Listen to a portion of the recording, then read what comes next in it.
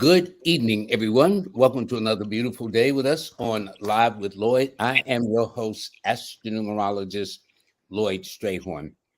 As you see, I have a wonderful guest who will be coming on. Her name is Rupi Sarai, and she will be talking about, I've had a couple of life coaches on, but she has a life and leadership coach. So we're going to find out all about that. And I want to thank everybody for joining me today. Let's see. There we go. Hold on. Let me get this off. And before I bring my beautiful guest on. Anyway, I need to let you know that today's show is sponsored by the Circle of the Traveling Spread.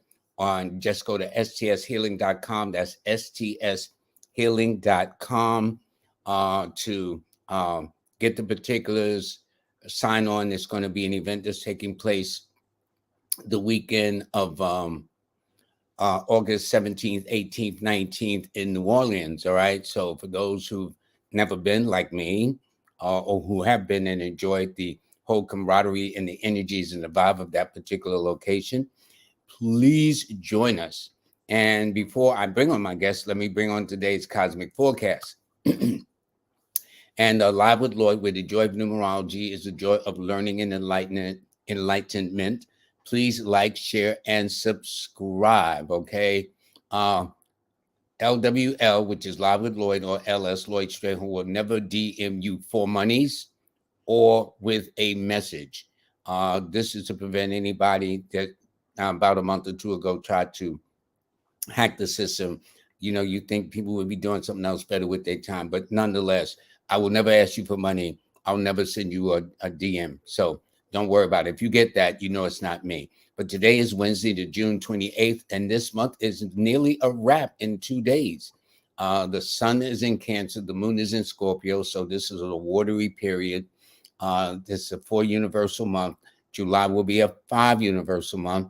This is an 8 universal week as we close out these remaining days, and it's a 5 universal day. So if you are a Gemini or Leo or an Aquarius or Virgo or Aries, or born on the 1st, the 5th, the 10th, the 14th, the 19th, 23rd, or 28th, well, this is your time. And so I do want to thank you, and I want to thank this very wonderful guest that's joining me, Ruthie Sarai. May I call you Ruthie? Yes, of course. Hi. Thank you for having me. Okay. Now, you know what people may not know is, first of all, she doesn't do readings. So it's not about the birthday. She does life and leadership coaching. Now, I've heard of life coaching, but I've never heard of a life and leadership coach. How did you wind up going on this journey in this direction? Yeah. So, again, thank you so much for having me. And I'm excited to share a little bit more about what I do. So, I studied business in university. I have a double business degree. Did that for a long time, had this like beautiful corporate career that was really, really fun in the media industry. And then I decided that, or I always knew somehow that I wanted to work in closer capacity with people, but I never knew how until I was sent on a training where the training was like a leadership training, but coaching was the methodology. And I had this light bulb moment of like, oh, wait a minute, these people get paid to help other people develop their skills and to support and motivate other people. I felt like it was like the outlet that I'd been looking for a long time. So after, a couple of years, like my career kind of took off. So I put that to the side. And then after a couple of years, I decided to actually like follow that inspiration that I had in that moment. And I trained to become a coach. And so now I've been a trained coach for the last 6 years. I'm an ICF trained coach, soon to be certified. And I think that the main thing that made me transfer from that like corporate career into coaching was that I wanted to work closer with people. And coaching actually really just kind of put together all of my personal interests. I was like a self-development junkie since I was a teenager, really. So, and yeah, just very curious about, what is the meaning of life? How do we live better and all those kind of things. Now, I'm curious, what is ICF? You said you did ICF training. What does that mean? Did I get the initials right? You did. It's the International Coaching Federation. So coaching is not a regulated industry, same way like therapy is and some of the other industries. So coaching is not that, but there are some central governing bodies that maintain a universal standard in coaching. So the International Coaching Federation is one of the biggest ones. So I was trained by, according to their standards. Okay, so there's a difference in coaching and therapy. Is that what you're saying? Yeah, I'm so glad you asked What's me the difference? that. I'm so glad you asked me that because that's something that I share with like a lot of people that want to be coached by me. So the way that I explain it in the simplest way is that therapy, I think both are great methodologies. They can be combined, but they are inherently different. Therapy is about healing your past. Therapy is about emotional healing. It's about emotional processing. It's about looking at the past. And often you stay in the past as well, right? For prolonged periods of time. Whereas coaching is really about creating your future. So we may look to your past for some clues, for some breadcrumbs, but only in service of moving you forward. So coaching is goal oriented. It is future focused. It's focused on momentum. And it's really focused on like what you want to create in your life. That makes sense. And so coaching is totally different. Where the therapy deals with the past, I guess. Coaching, I guess, would it be right to say it kind of like deals with the future, where you're heading or along your journey moving forward? Yeah, coaching is focused on that and like action, taking action, moving forward, and finding solutions, like reaching your goals. It's very specific in that way. Whereas therapy is much more so about exploring your emotions and your feelings, and often utilizing the past to understand yourself better. Both are great methodologies. They just have different purposes. Because the thing I hear nowadays, at least popular here in the West, is this thing trauma. Yeah. Trauma this, trauma that. Does life coaching deal with trauma too? Does that make sense? I mean, yeah, we're human beings. The people that come through my coaching practice are human beings, and everybody has been exposed to different things, whether you call it trauma or not. We've all been exposed to certain things growing up in our home environments, and, you go out into the world, especially you're a person of color, depending on your gender, and all of these things, right? So it's kind of layered on these experiences that are significant in one way or another. So that comes up in coaching too, your limiting beliefs, your fears, the creation of your identity, what you believe about yourself in the world. When we look at those things and we look at helping you kind of reframe those, helping you create a story that feels more empowering. And I guess the difference would be in therapy that you would stay there, really investigate the past. Whereas in coaching, we might give a nod to the past to understand where the clue is, but we want to move forward. It's a tool for helping you move forward and to help you move into action. Okay, good. Now you made mention that you were teaching privately, coaching in a private way for last 6 years. Were you ever into the business aspect of coaching? And if so, Yeah. how long? Yeah, so I was recently employed for 2 years working for a government body here in Sweden, where I was coaching small to medium-sized businesses, business leaders, entrepreneurs, teams, and so on helping them with their business development growth as well. So I work as a business coach, a leadership coach, and a life coach, right? And I think the common denominator is that at the center of all these things, you're always coaching a person, whether that's a CEO of a big organization or like a solopreneur like myself. You're always coaching the individual. And my personal, the thing that I really am passionate about is really coaching you on your in your inner resilience, your inner leadership. That's interesting. Now, I do want to explain if every now and then you see the image of Ruthie freezing, but that's because she lives in Stockholm, Sweden. Am I correct? That's correct. I'm in Sweden. So Yeah. so in fact, although it's Wednesday night here, you told me it's Thursday morning there. It's 1:00 Thursday morning here. Okay, good enough. Thank you very much for getting up so early in the morning to do this. Well, it's more so I didn't go to sleep, but I'm excited. It's an honor to be here with you in your community, Lloyd. Good, good. Have you ever done any shows here in the West from Sweden? Uh, I've been on maybe like a few podcasts, a few like panels during the pandemic, but not necessarily a show.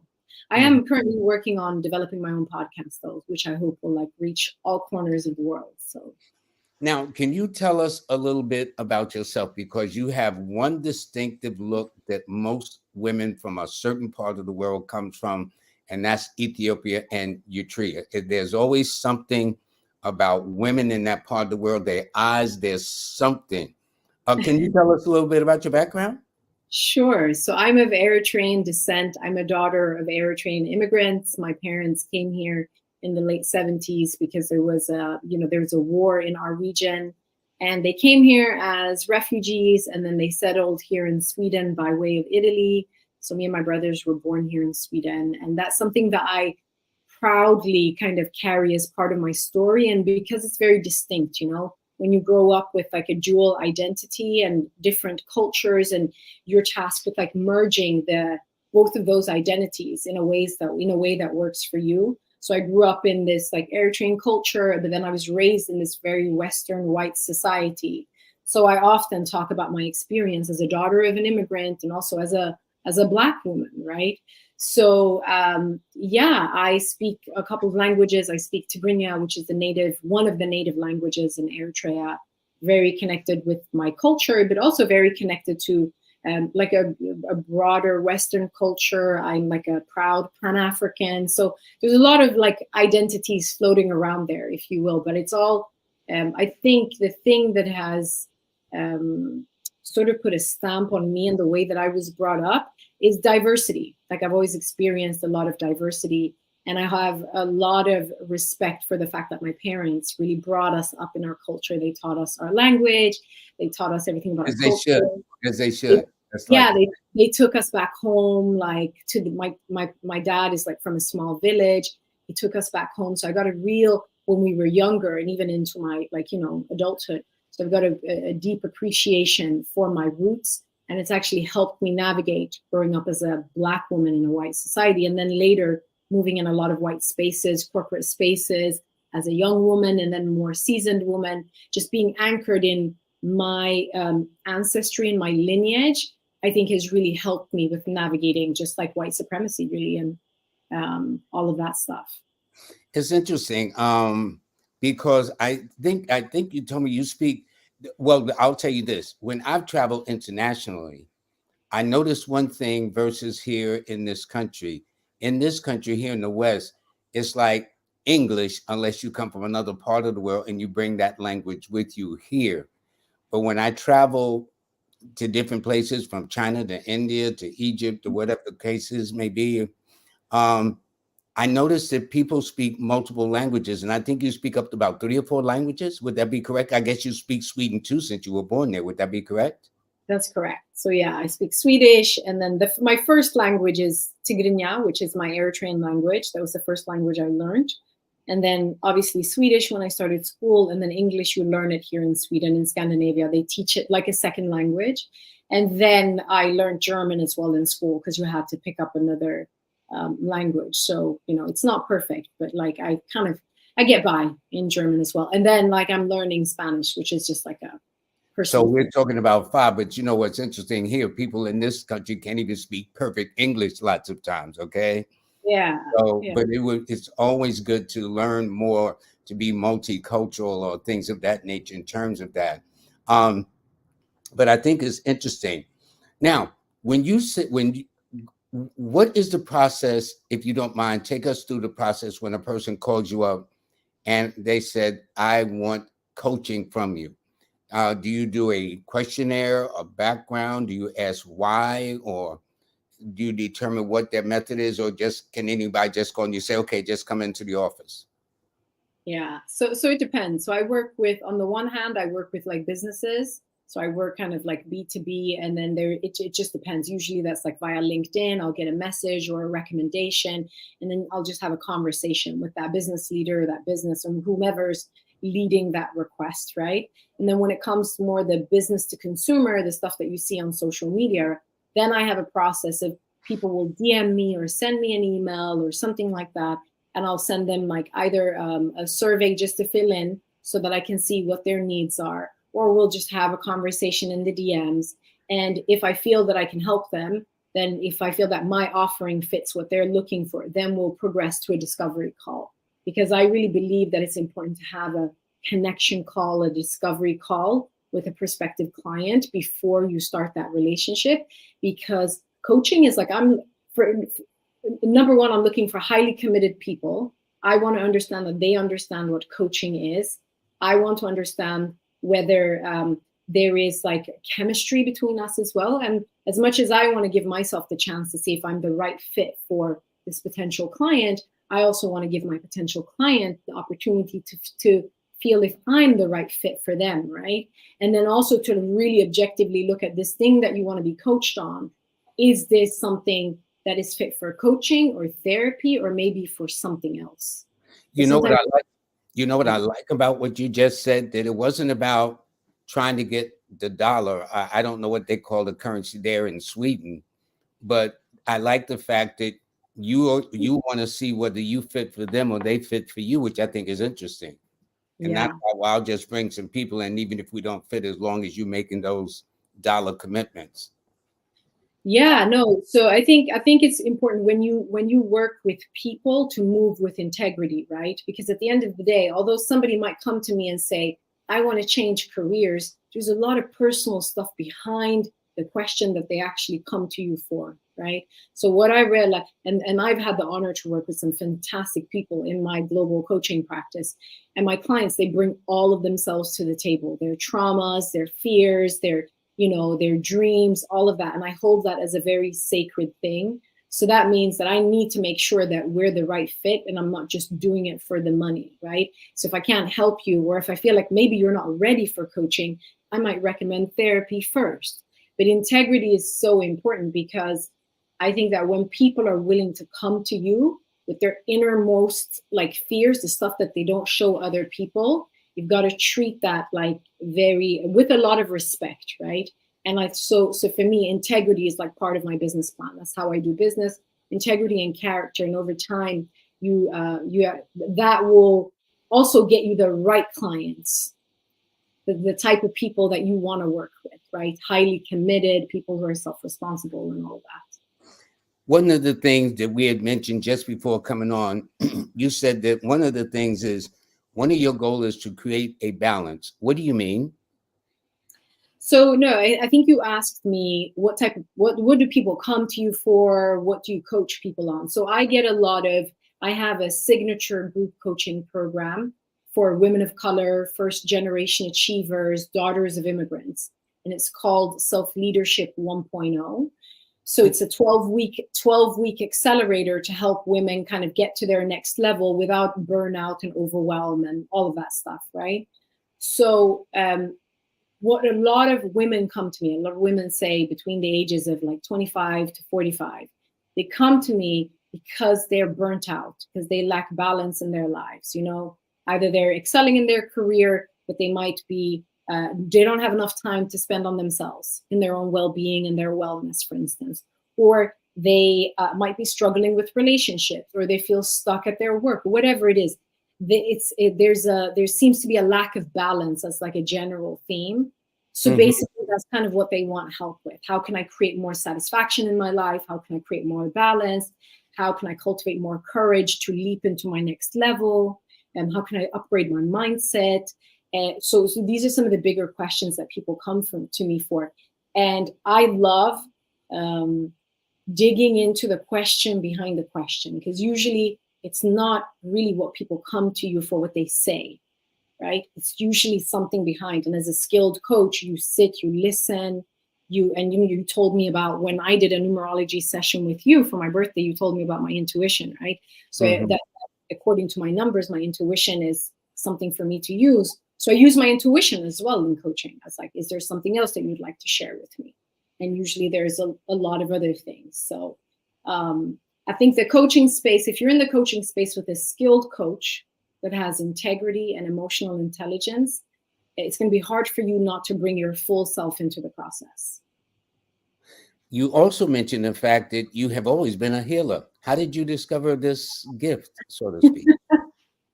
I was just playing with words actually a couple of years ago. But when I say that I've always been a healer, is that I realize now that I've been emotionally intelligent since I was really young. Like I was, so I think the way that my healing works is that I just intuit people's feelings. It's kind of juxtapositioned with high sensitivity as well. But it's just this ability is like, as soon as I step into a room, I get an emotional read. I feel people's feelings, like all of that stuff, and I can get often to my own detriment as well in my personal life, but I can get ahead of people in terms of what they need and just intuit what they need and where they're at emotionally. So the emotional intelligence has been there since I was really, really young. I think that's why it creates a magnetic pull, for people to feel understood emotionally in that way. I just didn't use it in a very skillful way. So for most of my adult life, I was a people pleaser because I didn't really know what it was or how to use it. I kind of felt burdened by it. I was like, I feel so much, so overwhelming. I feel like I need to save everybody, fix everybody, do everything. Then I experienced burnout, and I had to face everything that I was kind of hiding from in my own life and in the creation of my personality. And I was like, oh, I'm a pleaser. I'm a people pleaser. And this isn't working for me anymore, right? And that's when I was able to start using my emotional intelligence in a much more skillful way. And I built a coaching practice, and there's an energetic exchange. You pay me for my time. I provide service. Outside of that, there is like boundaries. So I don't constantly need to feel like I need to be saving.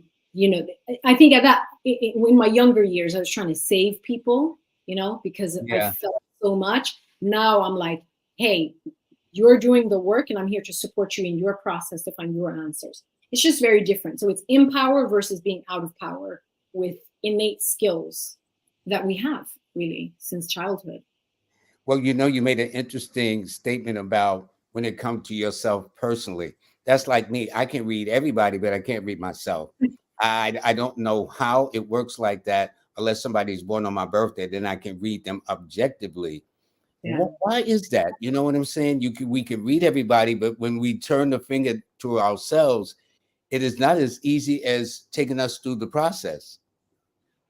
Well, I mean, you have all the wisdom in the world, so I'm sure you have like very interesting perspectives on that. But I think where I'm at with that right now in my life is just really accepting the fact that I'm human. Yes, I might be a soul that's having a human experience, but I'm never going to escape the fact that I'm human, right? So that means I'm going to have my own blind spot. I'm going to get caught up in my feelings.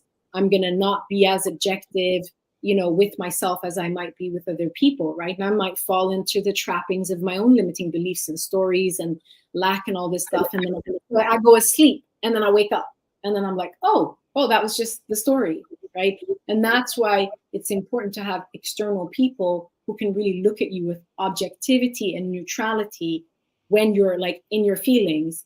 And I think even people who are, do this for a living, or I'm going to use words that like,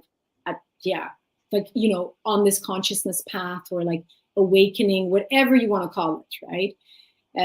It doesn't matter. Like, I think at the end of the day, we are still humans. So we're going to have those moments of humanness. And that's that. And that's why I invest so much money in working with spiritual mentors, and, spiritual mentors like yourself, or just other people who have different types of tools that I don't have, so that I can continuously view myself with more objectivity and to not fall into the story. When you coach, is there a length of time of expectation? In other words, if a person comes to you, does the length of coaching depend upon the degree of that individual, if that makes sense, of how much coaching they need? I would imagine some people need less life and leadership coaching than others, I would imagine. How do you make that determination, or is that a individual case by case basis? Yeah. So when it's business coaching, sometimes I'll do like one-off strategy sessions, right? Like I'll do a workshop. Like I have one coming up soon with a business where I'll sit with them for a whole day. but we're just tactically zooming in on an aspect of their business, right? When I Mm-hmm. work with individuals on their personal growth, I work with people for a minimum of 3 months, and we meet like every other week. And in my group coaching programs, it's a 3 month period, but then we meet weekly. And that's because sustainable change happens over time. So in one session, we're just getting to know each other. You're just getting to like dip your feet into who Ruthie is, who you are in this container, what coaching feels like, right? So for me personally, I don't get any satisfaction out of just working with somebody on their inner development, their self-development, personal development in a one-off session. So I work with people over a longer period of time because I know that that's what yields ROI. We get to know each other. You get to receive coaching, have breakthroughs, have insights, have epiphanies, go into your life, practice that, right? Putting that into practice, take actions, come back for more support. So I think we need like a longer stretch of time in order for that change to become sustainable. I like that. In other words, you're not selling something instant gratification just to add water. That No, overnight you're there. yeah, It's no, I'm a not. long process. I would Correct. imagine so. Because people would get the impression that, well, I'll come and right now people's attention, at least in this country, I'll speak about this part of the world where people's attention span is like almost into nanoseconds now. It used to be you would have a show at least for a good half hour of something of a very serious nature. Now they got to break it up with between commercials and whatnot to kind of break up the attention span. And so it does take a while to do anything worthwhile. It's not something just happens instantly and overnight. Yeah, I think that's a global trend, Lloyd. This like kind of like attention economy. There's so much distraction on all levels, technology, TV, like just there's just so much distraction, right? And I think that's why it's important to create if somebody really wants to change. And you asked me previously on what's the difference between life and leadership coaching. To me, it's kind of like it's all the same. But like when I talk about leadership coaching, sometimes people just want to work on like, I want to start dating again, or like a specific like question in their lives.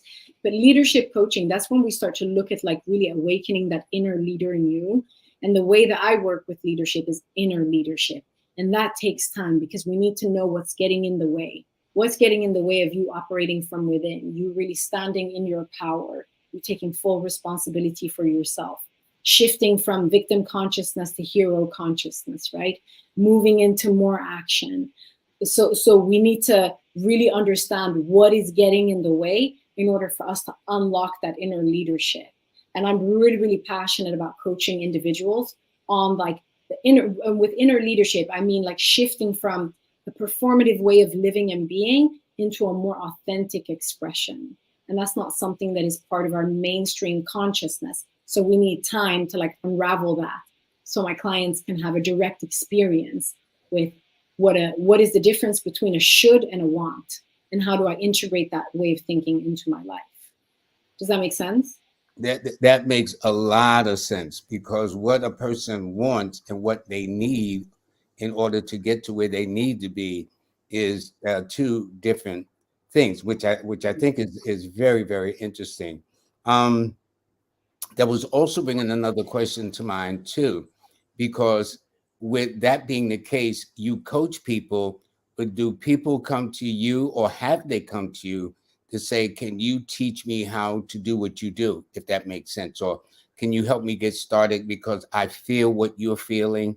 I feel the need to be of service to humanity, the community, and I would like to do a coaching. So I know you coach clients, but do you teach those that would want to kind of follow in your footsteps, if that makes sense? Yeah, absolutely. I've had several women through my coaching practice that are also coaches themselves, women from similar cultural backgrounds like myself, where they haven't seen the blueprint, for doing this. Because when I started doing this, I was like, I wasn't really sure what it is. My parents were like, what is coaching? So I received a lot of pushback, right? Yeah. So I've had a lot of women come to me because they're like, hey, I want to do this. Or maybe I'm like a few spiritual life coaches, for instance, that are like working more with like spiritual tools. I've had service providers. I currently am coaching this amazing woman that's a doula. She's a Black woman that's a doula and a midwife. and she's got her own business around providing more services around that. So I've had a lot of women come to me around developing that non-traditional path, and they have, same as me, come from like a traditional, maybe corporate job, and they want to switch over to something non-traditional, and they want just like help and encouragement with making that shift because the blueprint doesn't exist. And for us as children of immigrants, we come with a lot of pressure to succeed, and that success is defined on like, you know, academic success and then like corporate success, right? So anything outside of that is seen as like you're inviting instability into your life. So I really love coaching other women of color and daughters of immigrants on like really going their own path and really creating their own blueprint. You know, in addition to women, mothers, and daughters, what about the men? Do the men ever come to you? So when it comes to the business coaching aspect, I definitely coach a lot of men, right? As you can imagine, right? Interesting. The business Yeah, space, yeah. you guys over index, right, in that space. So when it comes to personal development coaching, that is not something that has happened yet. Unofficially, yes. Like I have a lot of male friends and I have fantastic brothers and all of that stuff, right? Where we have these type of conversation. But in my coaching practice at the moment, I predominantly coach women, but I have quite a few men that like, you know, follow my, like are part of my IG community and where we have chats in the DMs and that are interested in the topic of self-development. And I would say that prior to doing this, I had a community platform with one of my closest friends in London, Mikhail Woldu, where we talked a lot about mental health. This was a few years ago. And on that platform, we invited a lot of men to the conversations. We had a podcast at the time where we talked about mental health. But when it comes to coaching, at the moment, I'm kind of focused on women, but who knows? But no, but because I find it interesting, I would imagine that men, especially in a business arena, since you've also done business coaching, that men would have a, shall we say, for lack of a better word, a different mindset, a different goal or objective or things like that, especially those who are like achievers and overachievers and people who want to go higher up on the ladder or something of that nature. That must be a totally different thing than a woman, I would guess, in a business setting. Yeah, I think the approach is different. The way of like going after your goals can be different. The way you see things can be different, right? Between that's what I see like when it comes to like the genders. And I see that actually when I come into a team where there's all men, it's my experience is at least is that they enjoy that contrast of the female perspective, right? It brings in another layer, another dynamic into, you know, the way that they're thinking about their business or just even the team dynamics when I'm coaching a team. So I think it's really valuable for diversity perspectives as well. And it's like, you know this, right? Because you live in this space, the masculine and the feminine energies, right? We have both aspects of them. But I think like when you come in with that intuition and these other kind of layers, it just brings something very potent into like a team of all men. No, because I was thinking about that in my mind as you was explaining, and then I had this image of you walking into a meeting of businessmen, and here Yeah. it is, you bring that feminine energy, the energy of beauty and professionalism and whatnot. Do they change the whole equation? You know what I'm saying? Versus if I come in, you know, it's a whole different flavor, a whole different feel, men with the men. But then when you come in with your skill sets and the feminine side of your nature, I would just be curious, do men react a certain way that you could obviously tell? Because women are very perceptive when it comes to being around men. My experience has been I've had like in my business coaching roles, I've had the opportunity of coaching a lot of men, a lot like phenomenal men that I've worked with. I just feel that they tend to relax and they become more receptive, you know, and they can take their armor off a little bit and just like allow themselves also to sit with certain questions about themselves and their business with less ego because of that balance between the feminine and the masculine. And I think it's a really healthy balance. Yeah. That makes a lot of sense. How then do you help anyone, male or female, but women in particular, get to what they call the next level in their life? Does that make sense? Yeah, so I have a bit of a process that's based on my personal experience and also everything that I've studied and learned, academically, but also through my own life experiences and what I'm continuous because I live in that sweet spot between learning and like teaching, right? So I'm a student and a teacher. I just love being in that space. So I'm continuously learning. So for me, in my coaching process, where we start is just understanding what is your origin story. So I help my clients get clear, not in a therapy way where we stay there, but we start by just getting clear on like what is in your origin story that you may not be that you may have not been comfortable at looking at until now. Your fears, maybe your experiences, aspects of yourself that you might have suppressed, or aspects of your story that are really important that you've not yet understood them or contextualized them, right? So if we don't understand what's going on, like in the basement of our being, that story is running our lives, the subconscious story, right? Makes So sense. we start with understanding your origin story, and then depending on the needs of the clients in coaching, the clients set the agenda. The clients come in and they say, "Hey, I want to be coached on this," in free coaching. Then when I do the mentor coaching, group coaching experiences that are sort of tailored to women and women from my community, I work with understanding their origin story, understanding how to create inner alignment, connecting with your soul line. So disconnecting from just producing on the goal line and connecting with your soul line. So how can you start setting goals that feel good to you from the inside? Then we look at people-pleasing behaviors that get in the way of being your most authentic self. And I feel like people-pleasing is an epidemic. I was stuck in it for most of my life.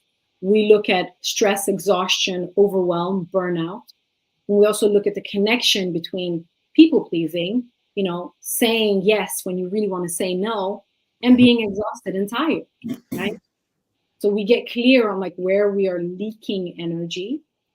Then we look at the power of commitment. What does it mean to fully be committed and being a creator of your future? And also we start to look at like what games am I hiding behind in order to stay safe? I'm saying that I want this, but I'm showing up in this way, right? And then we also look at the power of self-trust and intuition. So those are some of the things that I'll work with my clients on to create a foundation so that they can become powerful self-leaders. And that's really my thesis or my point of view on leadership, is that leadership starts with self-leadership. We can't lead other people if we're not leading ourselves effectively first. Question. When you say people-pleasing behaviors, for our viewers, can you give us some examples? Like you said, why is it some people are afraid to tell a person no, and yet insist, and they will say yes, knowing good and well they mean no, and then they take themselves through a lot of emotional changes. It's almost like paradoxical with yourself. So what are some of the people-pleasing behaviors in a nutshell? I mean, you don't have to go through the whole list, but other Yeah. than just saying yes, what other we do? So it's like, I mean, the basic one is saying yes when we want to say no. We feel very uncomfortable with saying no. We feel like we need to help other people.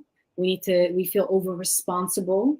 We feel guilty. If we don't help somebody, then we feel guilty and we worry about whether, what's going to happen if I don't do this thing for this person.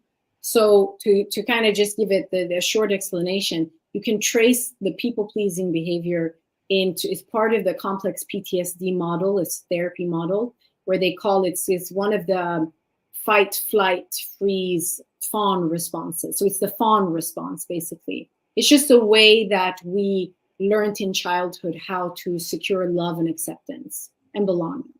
So if something happens and I just say yes and I'm a good girl, then people will approve of me and love me and not take their love away from me, right? And that's going to cement, my role here. So whenever I feel danger and my nervous system is reacting, I'll just fawn, I'll just people please. That's something that we learn in childhood, and therapy classifies that as a trauma response, really. So it's something that we picked up in childhood for various reasons often, and that carries into adulthood. Now I can see why you said at the top of our interview about, in some cases, some people need to go to therapy first before Yeah. they get into coaching Yeah. to kind of clear that kind of trauma that we call it. And because we are sometimes encouraged to treat or try to be everything to everybody, which we know good and well we can't. We go through a lot of personal changes. We get a lot of angst about it, and yet it's non-productive. Yeah. And yet we go through this. I don't know whether it's the cultural programming, societal programming, media programming. I have no clue, but I know more people will say yes to something when they really mean to say no. It's the number one reason why people come to me actually in coaching is that they're stuck in some form of people pleasing, either in interpersonal relationships or just in a greater scheme of how they're living their lives, from what place they're living their lives. Oh, I can't go traveling for a year. My mom will be disappointed. I can't come out because my parents are going to be mad or whatever. I can't fully be myself because I work in this like white dominant workplace or whatever it might be, right? The way that you dress, the way that you move, like you want to change friendship groups, but you feel like you have to stick with these people because you'll upset people. Or, there's just so many levels to it, but it's like it's really big and it's across genders too. I come across like in my interpersonal relationship a lot of men that are stuck in people pleasing, and I actually think that there's a big connection between that and mental health. You know what? There was another thing we had talked about, and you asked me that I want to hear, and I said no, save it for the show. And you said there was something interesting you observed about in relationships. Can you explain that now? Yeah, so you and I have talked about relationships a lot, so you hear my stuff about relationships a little bit. But like, I guess when it comes to some of the women that have come to me for coaching, I think it's been more about just having the courage to date, just having the courage to go out there and put yourself out there, to have the courage to take risks, and also to have the courage to break norms. When you come from whatever culture you might come from, there might be an expectation of who you should date, what that should look like, how it should happen, right? But then you're met by the realities of modern dating, which tips everything on its head, right? People aren't getting married as much. There's just so many things going on, right? Uh, Mm-hmm. Casually hooking up, polyamory, open relationships, like just so much stuff that like confuses things. Marrying somebody out of your ethnicity, dating somebody out of your ethnicity, dating somebody who already has children. And I think when you come from some of my clients come from a specific cultural background where there's like an expectation, but it's an outdated one, right? So they come to me to help explore in a neutral way what it means for them to take ownership of their own dating life and being real about where they're living and what's possible and like what life looks like today, you know? Because So there's still in, if I'm not mistaken, there's still other cultures around the world where actually the parents, especially the father, will select who the daughter should marry or whatever. Isn't there's still that kind of thing, right? yeah, there is. Or there could just be disapproval, or there could be very overt disapproval or just like quiet disapproval, or sometimes there isn't disapproval, it's just internalized, it's just your own fear, right? So there's a spectrum, there's a whole spectrum.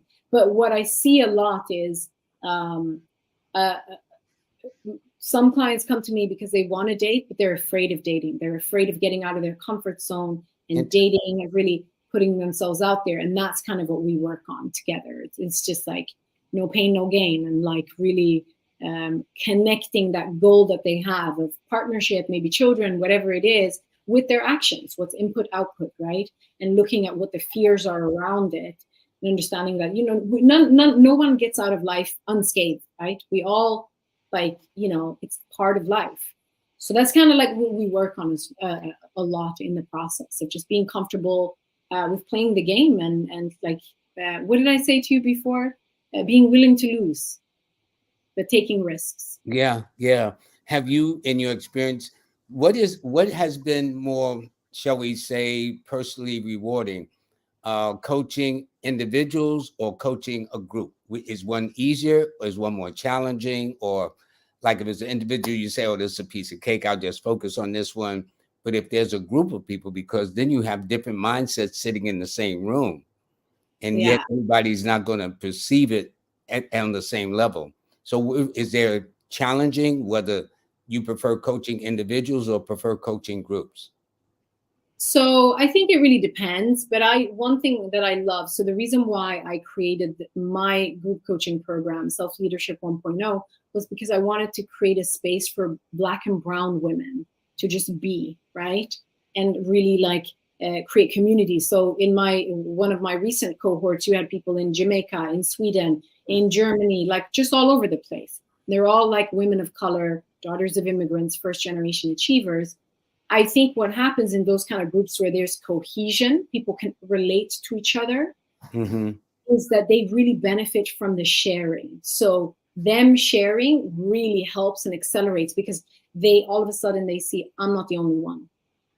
I'm not the only one that deals with people pleasing. I'm not the only one that deals with this in dating, or I'm not the only one trying to buy a house for the first time and I don't know where to start. So the group and seeing each other and seeing that they all deal with a lot of the same stuff really helps them to accelerate in dropping into vulnerability and dropping into doing the work on a deeper level because they let go of the shame. It's not just me. I'm not the only one that's stuck in people pleasing. So that's the benefit of a group where there is like a shared experience. I think That's with it. Yeah, that makes yeah, sense. Perfect yeah, sense. Because sometimes we think by ourselves that it's I going through it when it can be a whole bunch of people going through the same thing, keeping it quiet to themselves, trying to work it out, being very unhappy, granting wishes to loved ones or parents or something like that to just keep them happy at the expense of our own happiness, which is kind of such a paradox because yeah. for everyone that should be happy at some point, I would think. Yeah, it's a very human thing. This is what I see in the coaching space. A lot of the themes that come up when you pull them up, they're very universal themes. They're like, of course, there's like a shared experience of maybe being a Black or brown person or a daughter of immigrants or first generation achiever. But when you keep pulling it up and pulling it up to find the common denominator, they're very human themes at the end of the day, right? So we all deal with like feelings of not enoughness, or am I good enough? Am I going to be successful? Am I going to be loved? Like all of these things, they're part of this experience. So yeah. Well, what I want to do is I want to put up your banner as we come down the home stretch because I went to I went to both your website and especially your IG, and it's so interesting some of the quotes that you came up with, which is so kind of speaks for itself, a lot of it. So this is how you get in touch with Rupi Sarai, Life and Leadership Coach. And your email is Ruthie, and you see how it's spelled there, Yeah, .com. Her IG is by your name, and your website is yeah. all the same. So correct. Yeah, keep it simple. Yeah. Yeah, yeah, that way. But I think this is good. Have you ever been to America? Many times, yeah. I have a lot of extended family. I was actually thinking about when you ran the banner for the retreat about NOLA. I've been to NOLA twice. New Orleans is one of my favorite places in the US, actually. Yeah, I have a lot of extended family because of the war in Eritrea back in the 70s. People just went poof wherever they got asylum. So I have like uncles, cousins, aunts on the East Coast, West Coast, yeah, DC, Texas. So I have a lot of family in the US and I've enjoyed it. Well, I think that's great. It's because I know Ethiopia just used to be one body, and then all of a sudden this war broke out where it was in now two factions of Ethiopia and Eritrea. But I don't Yes. care what part of that section you come from, I could recognize an Ethiopian woman anywhere. There is just something about the eyes of Ethiopian women that just stands out. Yeah. So I would say Ethiopian. I don't mean to insult you by saying, "Oh, you mean Eritrea?" Because to me, historically, it all came from one land. In that sense, Yeah. it's just been divided up. But there is that something about that makeup. The men too, but the women are more recognizable. Almost always, you can tell that what part of the world they come from with Yeah. just a look. And so Yeah. I guess that's been it. Now, what I want to do is I want to make just a couple of introductions or talk about a couple of things, and then we'll come back to give you the last word about people know and about actually teaching people how to do this, because obviously you've also said you're global, you're international. So no matter what part of the world they come from, as long as they've got access to the internet or Zoom or StreamYard or whatever the case is. And by the way, do you coach at a distance? By the way, I would imagine. Yeah, I do almost all of my coaching on a distance. Interesting. Mm. Interesting. Okay, good, good, good. A lot of interesting things. Always good to know. What I want to do is switch over here a second, then I'll be right back to you. I want to let you know that this, nope, here we go. That this event or show is brought to you by the Sisters of the Traveling Spread, or stshealing.com. Go to stshealing.com. You will see and meet Nina Diamond, which is superb in what she does. Her daughter, who is equally superb, Aquarius Maximus. And I do believe we're going to have her on Monday. I was calling today to confirm. I'm almost sure it will be. I'm going to keep my fingers crossed because a lot of people were waiting for her on Monday.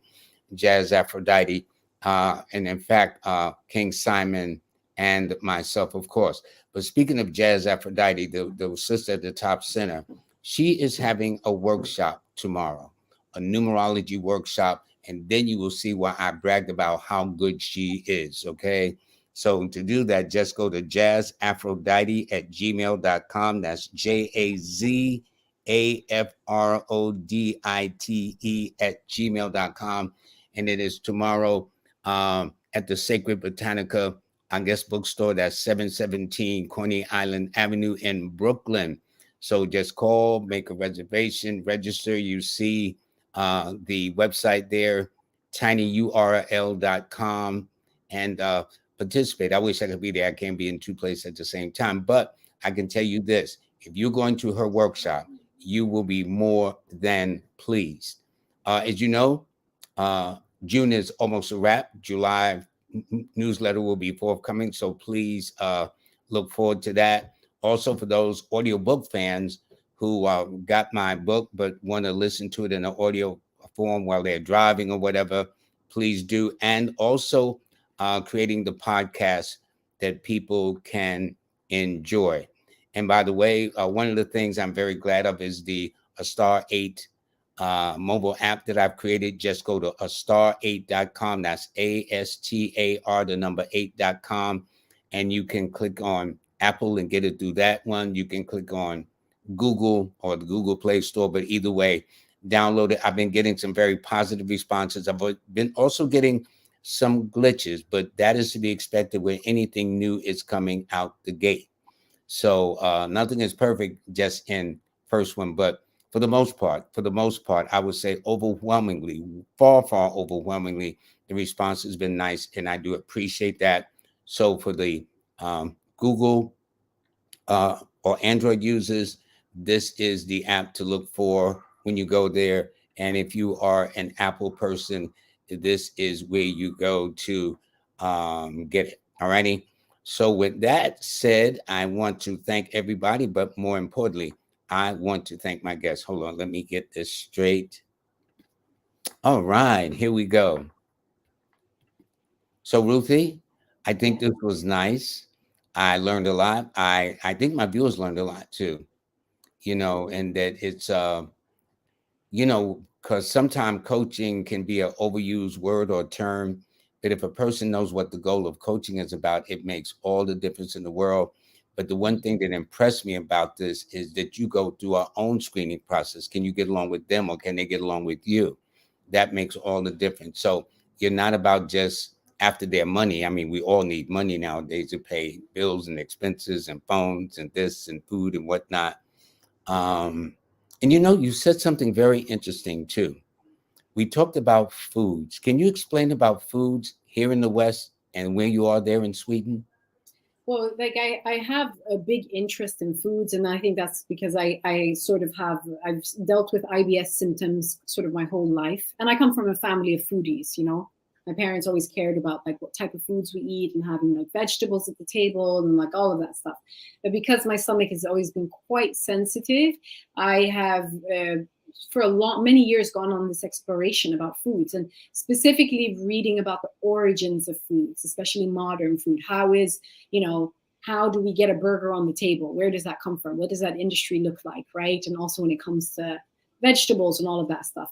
So one of the things, for instance, that I noticed when I was in the US, I think I was at a Kroger, and I don't want to make a blanket statement, this is just super anecdotal, was that I couldn't really smell any of the vegetables when I was in the vegetable section. Like, it looked beautiful, but there's no, like, I can't smell the tomatoes, I can't smell any of the vegetables. So to me, that was like, there must be a lot of GMO in this, right? And I think that's the case. And I think here in Sweden, that's the case as well, because like some of these bigger companies, they're centralized and they own like most of the food chains or across the world. But when you move through, for instance, Southern Europe, you'll just notice that you walk into a store, like you can smell the beautiful scent and aroma of like tomatoes and other vegetables and stuff. So I think to me, those things are very important. I'm like a nerd when it comes to like food quality, food origin, and like just trying to find foods that will help improve our health for the long term. Because health is what we have at the end of the day. And let me tell you, from your birthday, your number rules foods. It has dominion over foods, which is why you would either be finicky or fussy about your dietary laws, eating habits, the way you would cook or prepare, or whose home you would eat out of, whose plate you would eat out of in particular homes. But that makes an interesting thing.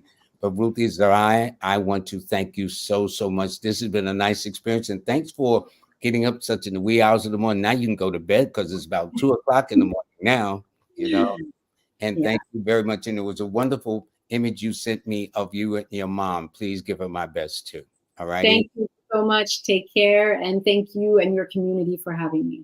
Well, hold on. Before we go, I want to make sure, because somebody will say I didn't get the information. So here it is now. Yes. And she's a life and leadership coach. That is her email. I guess this is where people can reach out to you to sign up or inquire. Yeah, or just if anybody after like listening to this conversation just has a question, a curious question, you can send me an email. There's a contact form on my website, or you can just send me a DM on Instagram, and I'll be very happy to just take it from there. So just any question that you might have based on anything that unfolded today, feel free to contact me on. And I would encourage all of you to go to her Instagram page, which you see right there, and also her website. Her website is awesome. You can tell you put a lot of work into it. And obviously, looking at the website, you are no joke. You are very serious about everything you said in this conversation. So with that, I thank you, Ruthie, and you take good care of yourself. All right.